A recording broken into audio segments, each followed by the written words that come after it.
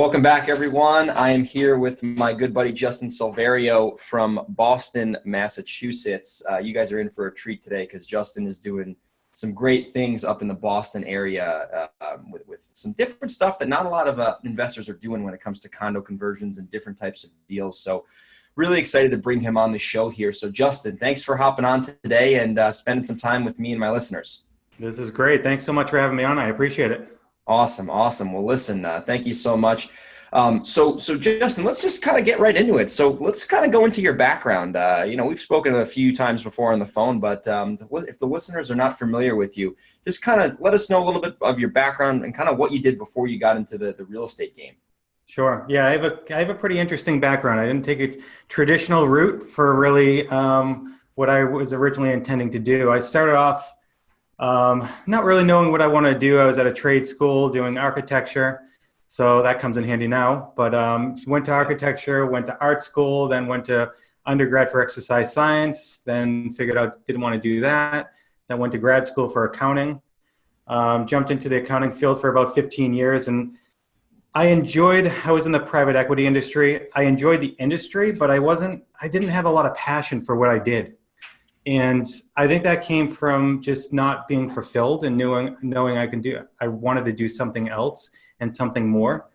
And I grew up in a household where my father owned his own company, my uncles owned their own company, my brother owned his own company, my cousins owned their own company. So there was a lot of entrepreneurs in the family. And the mindset was, you can always do whatever you want to do. And that didn't really make a lot of sense to me until I think I was just struggling through my day-to-day in corporate America, knowing I wanted to do something else. And then I happened to come across like real estate investing.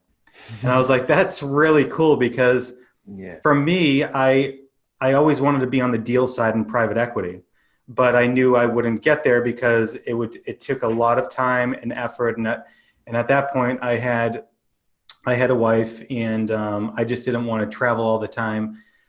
So I love the perspective of real estate investing where you can be right on the deal side, working with sellers, making transactions, and actually helping people out. That was one of the huge things that I loved about it. And my father owned a contracting company, so I also liked the construction side because you're really getting hands-on experience and building, seeing something go from like a dilapidated house to something that's beautiful that everybody wants to live in and is really beautiful. That really inspired me. So meshing the two together, I was like, this is like perfect for me. Yeah. And I talked about it for at least a year and a half and did research. And it was one day my father said, will you like just stop talking about it? Just do it already. Yeah. And I was in my conservative nature. I'm like, I want to do it, but I don't know the construction all that well. Like I worked with you for summers, but I don't really know how to do it. And I'm scared. And he's like, all right, well, he's like, then I'll manage the construction and I'll teach you as we go. And then at a point in time that you feel comfortable, just take it over. So he really pushed me to just be like, stop talking about it and just friggin' execute. So I finally did. And we bought our first property and it was 3 months after my first kid was born. So that was like a challenging time. And I did it while I was working full time. So trying to fit everything in, going to the construction sites, learning from my father, finding deals. So after we did our first, kind of steamrolled and kept on doing more and more and more until 2 years later when I was able to buy him out of the company.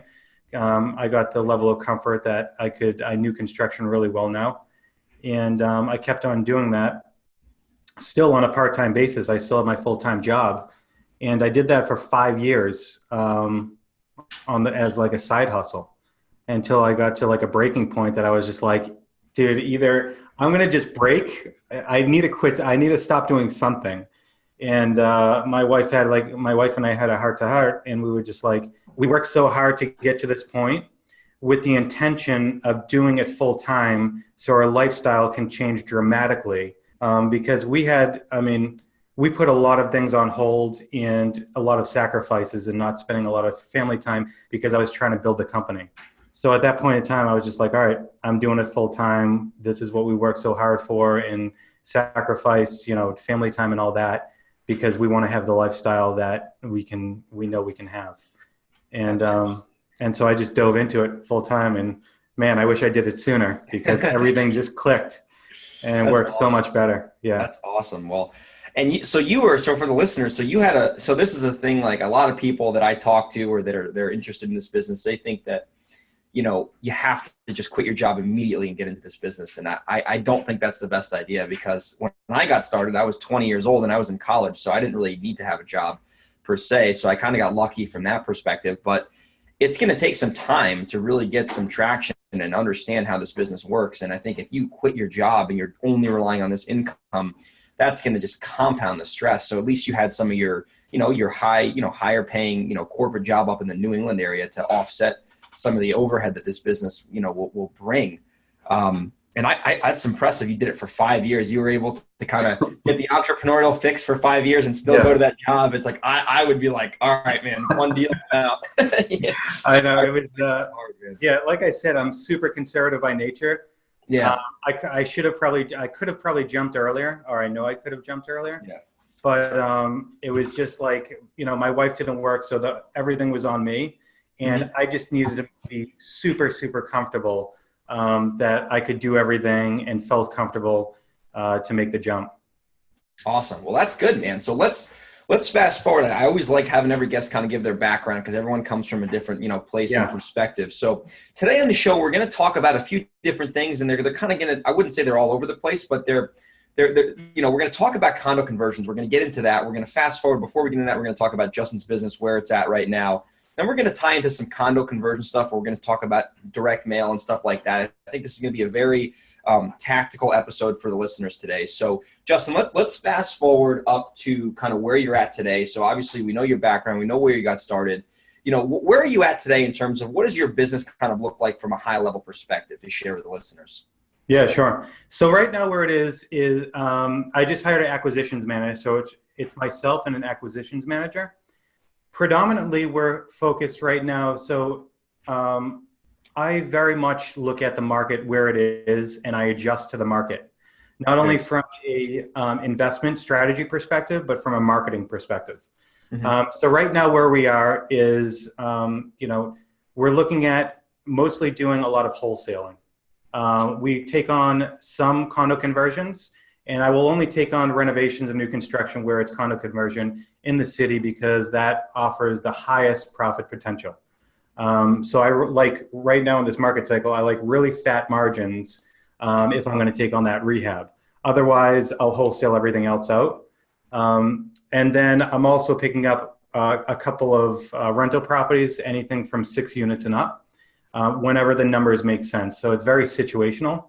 So those are the 3 areas that I'm focused on. So if I were to put percentages, I would say 80% wholesaling, 10% rehab, new construction, 10% rentals.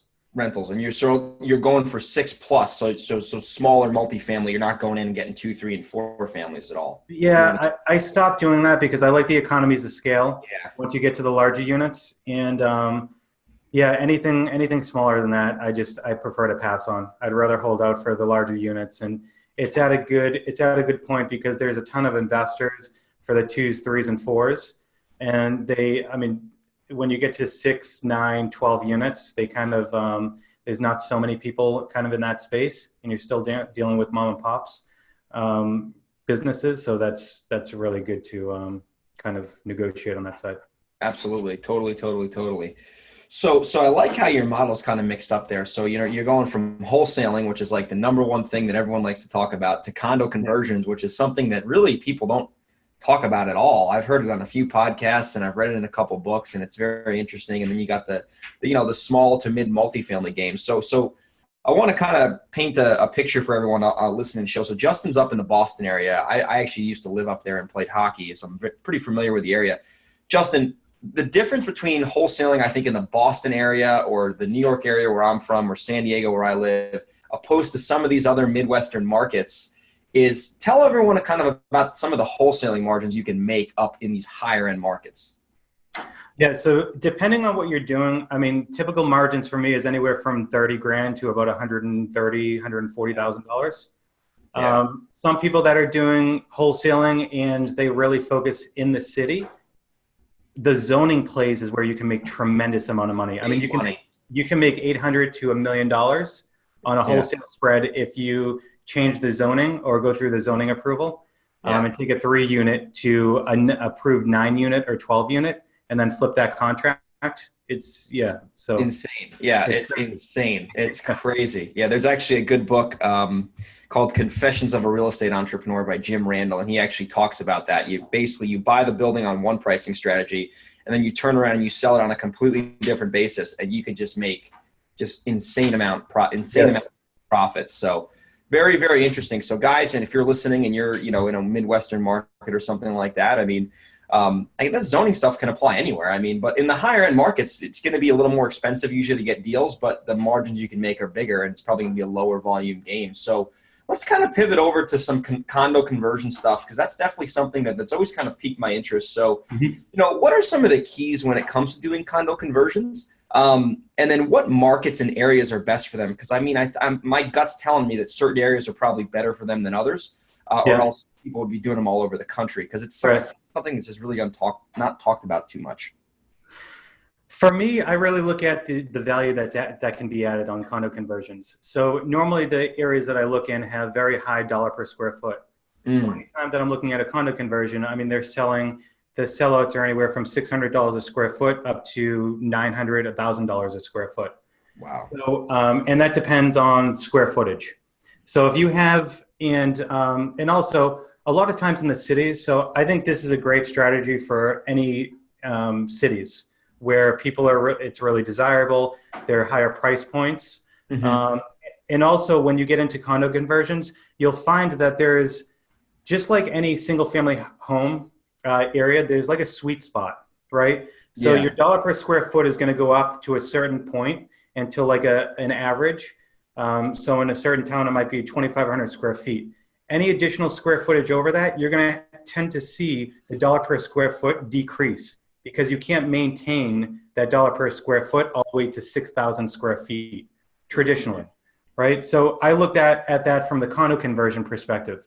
When you're in the city and you have a 3-unit that's 3,000 square feet, now you can sell the property as a multifamily at 3,000 square feet, but your dollar per square foot that you can get for that 3-family is going to be substantially lower than if you can condo convert that into 3 1,000 square foot homes or condos. Okay. So now your dollar per square foot is going to be much higher because they're smaller units and they're very desirable. And then you can exit at a much higher valuation than if you just did a 3-family. Okay. So basically you're buying so to everyone, what a condo conversion is basically you're buying, let's say, a 3-family house on the basis of a 3-family house. And you're turning around, and then you're the value that you're adding is you're actually turning that 3-family into 3 individual units, right? 3 condominiums. And then you're selling them on the basis of a turnkey rehab condominium. You're comparing that now to other condominiums opposed to comparing it to a 3-family. Did I get you? That's exactly right. That's exactly right. Yep. So that's impressive. So with the condo conversions, the construction and everything is pretty straightforward. When it comes to getting that building turned from a 3-family to a condo, what does that process kind of look like from a high level perspective? And then we'll pivot on to some of the marketing stuff. For the change, it's really not all that much. I mean, you have to get condo docs, which an attorney can help you out with. I would say the biggest issue, especially in Boston, is the zoning process. It's an absolute nightmare. That's one thing that I would say, make sure you have a very good understanding of what the zoning process is before you start to look at this. And that goes for any city, not only if you're just doing condo conversions, but if you're doing any rehabs or new construction in there, because for Boston, it varies neighborhood by neighborhood. And one of the areas that I do condo conversions in, they have a very tight zoning bylaws.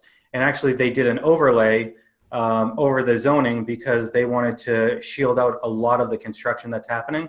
So even if you own your own property, you have to go through the zoning process if you want to renovate over 1,000 square feet.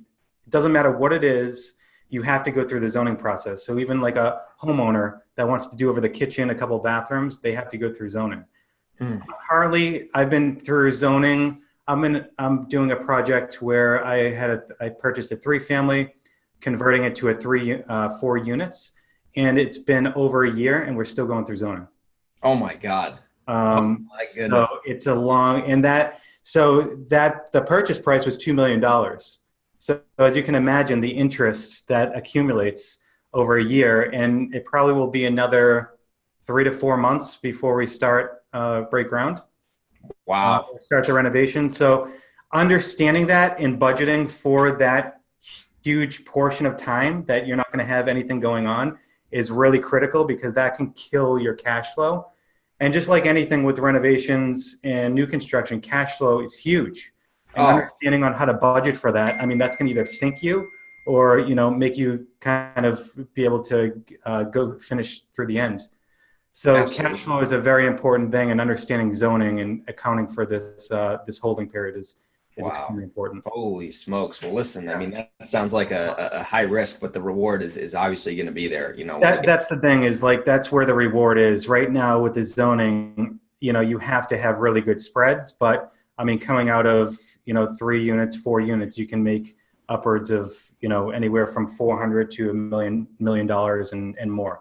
Yeah, I mean, exactly. That's So, insane. Well, awesome. yeah.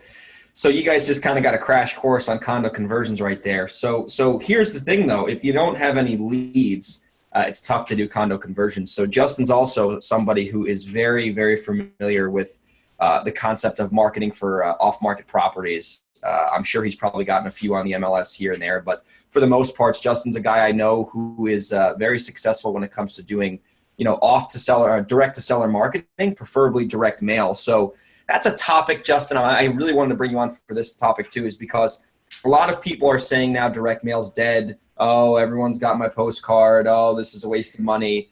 And I just wanted to see if we could spend some time today talking about some of the keys for direct mail marketing that people can listen to on the show, and they can just go out and immediately apply, because everyone is always, it's a hit or a miss. Oh, my list sucks. Oh, my marketing sucks. Oh, my market doesn't work. Oh, the attorneys.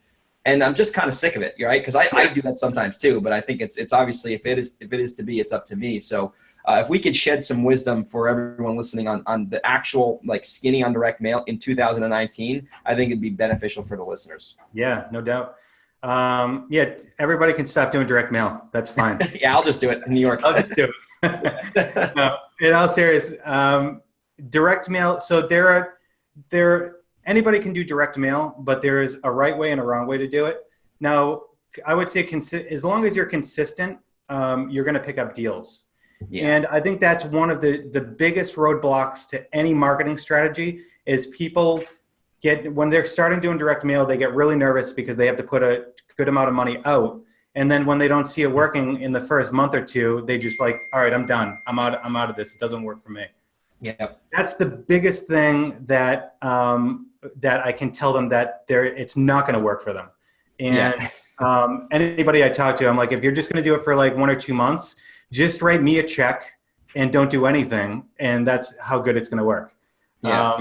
So for me, I look at it from the standpoint, there are a couple really key components to it. Building a lead list, understanding what type of mailers that you're sending out, being consistent, and track, adjust, and repeat, and then following up. I think those are all the core competencies of an amazing direct mail or even any marketing strategy. So just if I can go through very quickly. So lead list, there are general lists or niche lists. General lists I call are your absentee owners, equity owners that basically anybody has access to and can get. So obviously those are going to be the most competitive. Your niche lists are more you're driving for dollars, tax liens, things that take more time and that people don't spend the time to get. Those are going to be the better lists because there's not going to be as much competition. People don't want to spend as much time identifying those properties. But even going above and beyond, layering lead lists, and if you have multiple lists, identifying leads that are over multiple lead lists is really important because they have more modes of motivation than just a seller that might be an absentee owner. Absolutely. Absolutely. So from there, I'll take those lead lists, I'll break them down to my best, good, and okay leads. And then I'll basically look at my marketing spend and my marketing strategy and allocate based on that. So for my best leads, I'll do the most amount of marketing. I'll look at the marketing message, the mailer that I'm going to be sending them, what layering strategies that I want to do. So I always use a basis of direct mail, but I also layer in other marketing strategies. So for those best leads, I'll do direct mail, ringless voicemails, email marketing, and then we'll cold call some people. Because using those layering strategies, and like I told you before, I always adjust my marketing to the market cycle of where we are. Right now in 2019, it's extremely competitive.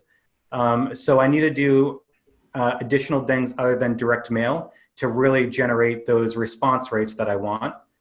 And what I've found that works amazingly well, like anywhere from 5x to 20x increased response rates, is by layering ringless voicemails on top of direct mail. And you do it in a very strategic way where you're not doing a hard sell on the ringless voicemail, anything like that. It's more of a follow-up to your direct mail. And it's referring to, hey, did you get just want to make sure you got my mail piece. If you can, give me a call back. Now you're going to get a ton of calls. You're going to get it's crazy how many calls you'll get, but you'll get a lot of calls from people that just call you before they even know what you called them for. They're just initially calling the number back. Yeah, gut response. I got a missed call. What are you calling me about? Yeah. So you're going to get a lot of calls like that. Understanding how to respond to that is important, but also understand that the whole point of ringless voicemails, how I look at them, is it's giving me an opportunity to talk to sellers that I would have otherwise never have gotten on the phone with. Yeah. Even though it might be like not a great quality lead, now I'm talking to them and we can build some rapport and I can put them on a follow-up campaign now that we've had a conversation. So that's how I view it. And that's kind of my strategy for 2019, and that's been working really well. Awesome. Well, listen, Justin, everything you said there, I agree with 100%. You know, when I got started, this is especially a while ago, I think there's two things with it that really hold a lot of new investors back, or investors, maybe they're not new, but they've just been used to they're buying deals from wholesalers. Now it's overpriced. They've been trying to buy in the market, and they're trying to get into the marketing game, which is everything about this business. Is if they would have the right, like you said, mindset going into direct mail, and if they truly knew they could afford it now, they would have so much more success. Because if you have no money, either partner with someone who you can split the advertising with, and you can, go be the salesperson or the lead person, or do some cheaper marketing methods to then save up the capital to then reinvest into direct mail. Because it's all about just getting a return on your ad spend. It's like return on capital when you're investing in a property. The marketing is the same thing. You want it to get a 2, 3, 4, 5, 6x return on your ad spend. So I think if people know this going in, they'll know right now, hey, is direct mail, does it make the most sense for me right now? Or should I go drive for dollars and put out signs until I can get 30 grand of capital to then invest that strategically over a 6 to 9 month cycle? So Justin, man, so much for that advice. That is going to be very helpful for everyone listening. So as we pivot over here, before we get into the best and the worst deal ever, which is my favorite part of the show always, if you had to start from scratch, you have a lot of experience, you've done a lot of different types of deals, and that's really why I wanted to get you on the show. You know a lot about marketing, and it's actually funny because most people who are doing a lot of these creative deals, they're not really marketers. They're guys who just know how to buy condo conversions or developers. You're a marketer and you know how to do all this. So you're so versatile in your investing. So if you had to start from scratch, if someone dropped you off in a market, you didn't know what, you knew what you knew now, but you had no money. Let's say you had $100 in your wallet. You had to start from scratch. What would be the first couple things you would start doing to try to get a deal within the first 60 days? So first 60 days, I would network with other real estate investors. Here's the thing, I would probably start off wholesaling, right? Because you can get capital the fastest with a wholesale deal. Instead of rehab, you have to wait till, you rehab the property.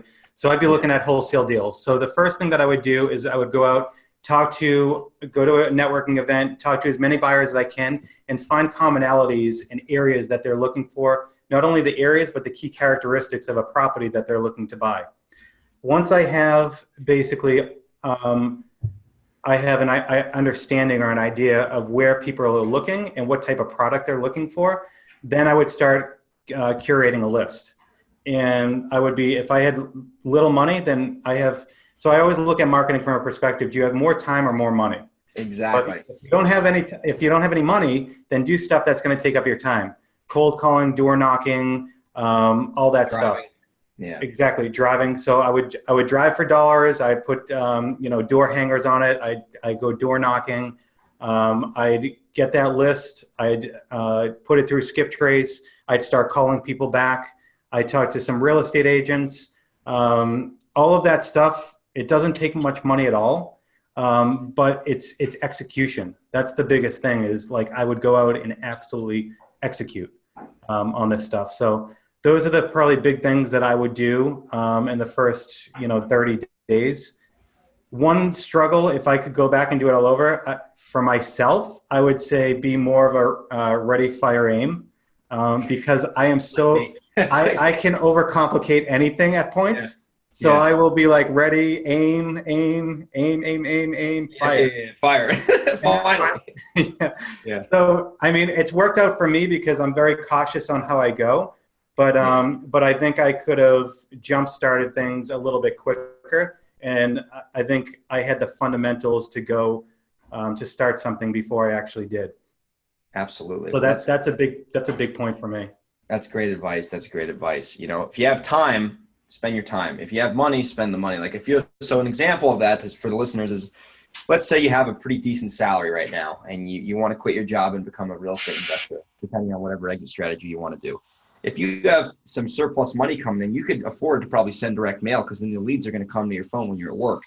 But if you're, let's say you're a young dude and you have no money, but you have all the time in the world, then it makes sense to drive for dollars. So know your situation, and that'll give you the best perspective to start from. So let's pivot into really the last part of our show, and it's the best, worst deal ever part of the show. So let's start with the good, and let's start with the bad, and then we'll end with the good. So Justin, tell me about the worst deal you've ever done. What were the mistakes? What was the type of deal, and what'd you learn from it?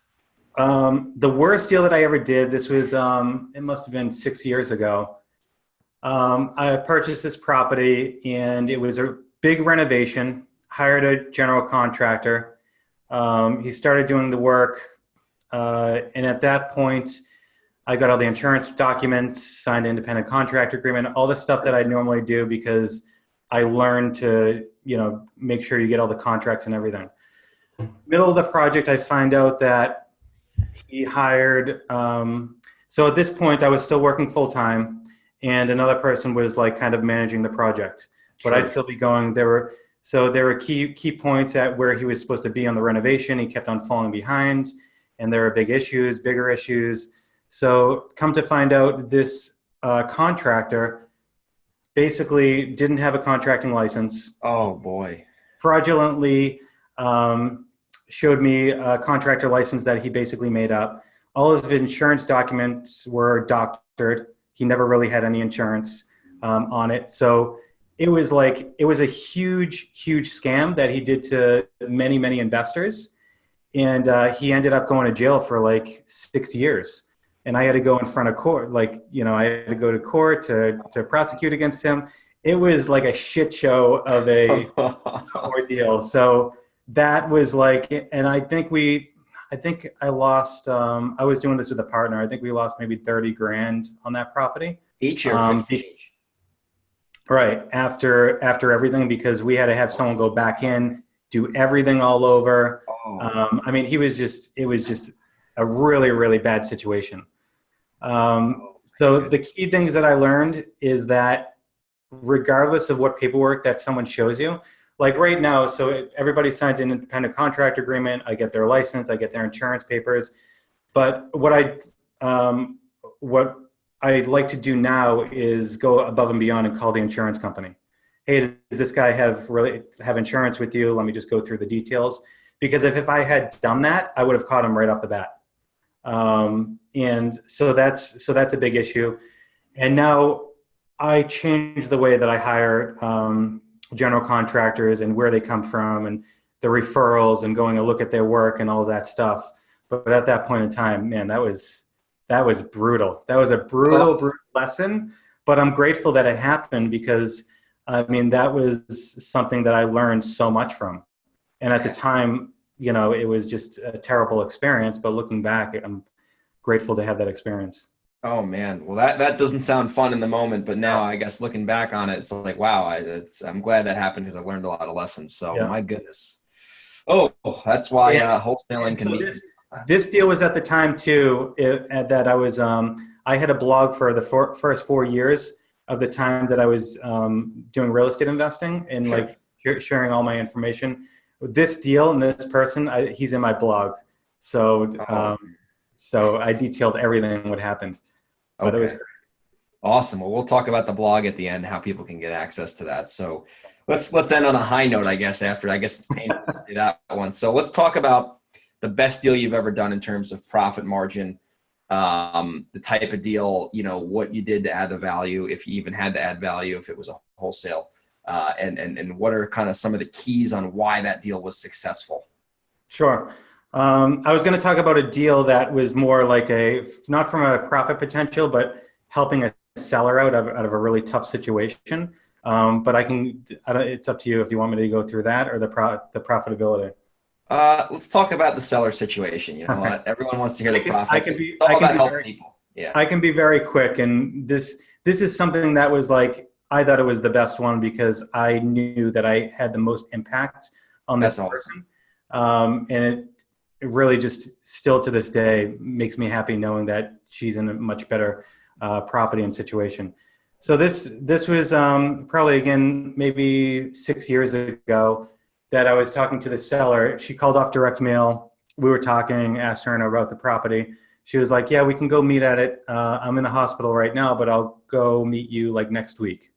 Didn't really think much of it. And when I got to the house, it was a split entry. So if people don't, I think split entries are all around the country, but you walk in, you can either go upstairs or downstairs. Yeah. Bi-level. Yeah. They're extremely common around here. Yeah. So I walk in, there was a big plastic sheet over going downstairs. Oh. And then she was really a big hoarder. So there were just little pathways to walk around, and she had a dog there.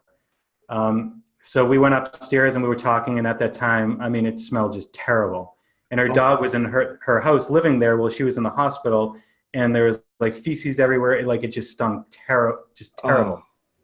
So we're talking in the living room, and she's like, yeah, I just got out of the hospital. Like my lungs are really bad and all this stuff. And she's like, I've been in and out of the hospital for a while. And her son was there, and he's like, this house is literally killing her. And I was like, yeah, there's a lot of stuff and it smells terrible. Like, let me take a look around. As I was walking around, and especially when I went downstairs, I have never seen so much black mold in all my life. Like it was everywhere. And what she was doing was she just put the sheet up, that plastic sheet, to prevent the, black mold from coming upstairs when she had forced hot air. So it's everywhere in the house. Oh my God. It was incredible. So, so she needed to get out of there like immediately. She was in and out of the hospital because of the mold. The mold, yeah. So, I mean, we put it together a deal. I purchased a property, I think 2 weeks later, and like they were thanking me. She now lives in Maine. She bought like a new house up in Maine, and she's starting her life over. And they were so thankful for me being able to get in there and helping her out of the situation, because they're like, another year she would have been like dead from the house. Oh my God. Such a bad. Stuff people don't talk about.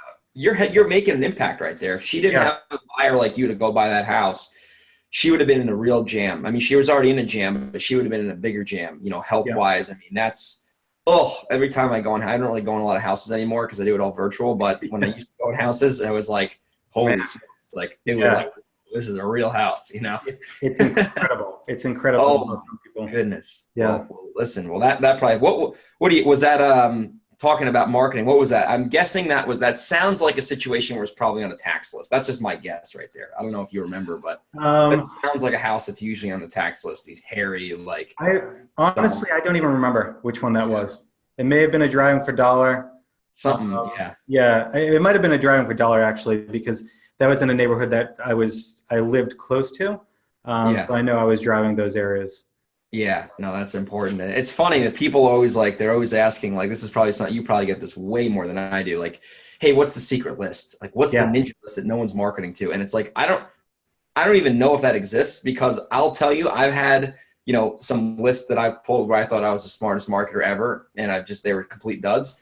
And I've had guys call me off like a freaking owner-occupied list or like an absentee list, plain Jane, and I've gotten just home run deals. So you never know what list is going to work until they call. And the thing is, people's situation always changes, right? Exactly. That's why consistency is so damn important. It's timing, exactly. It really is. It's timing. Like, what is the chance that you're going to get someone in the very exact situation on that mailer? Very slim. Now do it over and over for the next 12 months, 12 times. Yeah. It increases your chances substantially. Exactly. And then the follow-up. And before, as we wrap the show up, I want to share with the listeners 2 things to kind of attest to how powerful direct mail can be. And so this is a little quick story. I sent a mailer 2 years. This is 2 years ago. I sent a mailer, and the guy saved my postcard and called me back this summer. And it was like a $20,000 assignment just because he saved my postcard. He didn't call me for years. And he picks up, startup, calls you. Those, I think, if the listeners are listening now, if you want to take one thing away, the best leads usually you're going to get are, I call them the residual leads, where you didn't think the thing was going to convert, and then you get the one postcard and look at the tracking number. I'm like, oh my God, how the hell? Like, I'm so with you. Like, those are the calls that get me so excited because I'm like, I know I got a deal. Oh, I have a deal right here. He's calling me now after 2 years. Like, 2 years. Why? Yeah, it's awesome. Like you're planting that seed, it's the seed. The tree's not going to grow overnight. The tree's going to grow in a couple months, a couple years. So guys, if you're doing direct mail, you got to be consistent and persistent. And one more thing, we actually just closed on another deal. This was another like 2-year-old lead. It was a follow-up. The lead came in a while ago and they were in my CRM, and I just kept following up. We contracted the house in October. Just closed on it 2 weeks ago. We have an $80,000 spread on a wholesale. Wouldn't even touch it. And that's off of a follow-up, right? So, I mean, guys, the fortune's in the follow-up, the fortune's in the consistency. So Justin shared a lot of great information that was tactical today. So Justin, I know you have a direct mail company that helps people with direct mail. So if you want to talk about that real quick, and then we can get the best ways to kind of get in touch with you, and then we can share a little bit about your blog, and we can wrap up the show. Yeah, sure. So the company that I have is Open Letter Marketing. We specialize in very unique type of mailers and marketing strategies. So we go above and beyond direct mail, and even have a different spin to direct mail where we have very unique products. We have a very unique strategy, and everything that we offer, I've been testing for years in my own company. So I never put anything out unless I've tested it and I've tracked it and made sure that it works really well, because I want to make sure that the customers and the clients that use my products around the country know that they're getting a really good system and strategy. So we have layering strategies, ringless voicemail, text messaging, credit level skip tracing. So we go above and beyond just the direct mail aspect and really get it so the results are just substantially increased. Absolutely. Well, good stuff there. And then, so if people wanted to get in touch with you, let's say they're interested in that, or they're interested in just kind of connecting with you, getting into your world a little bit, what are the best 2 ways? Let's do one contact way, and then the other way we'll do the blog, which I can put in the show notes when this launches. Cool. Everybody's on social media, so they can reach out to me at, Justin Silverio on Facebook, or the Boston Investor, kind of on Instagram and Facebook. They can just email me directly. That's easy too. Justin@openlettermarketing.com. And the blog that I have, so I stopped doing the blog a couple of years ago, but I have 4 years of a lot of information. So when I was starting out, the blog, which is actually turning over, and we're recreating a new website because I'm getting back into blogging and doing more stuff. It's thebostoninvestor.com. Awesome. We'll make sure to include that in the show notes when this launches. So Justin, thank you so much for being a guest today. You've shared a ton of great information. I've learned a ton from this 40-minute interview, and we'll talk soon, man. Once again, thanks so much for hopping on, and keep crushing it up in Beantown. Thanks, man. Thanks so much for having me on. I appreciate it. See ya.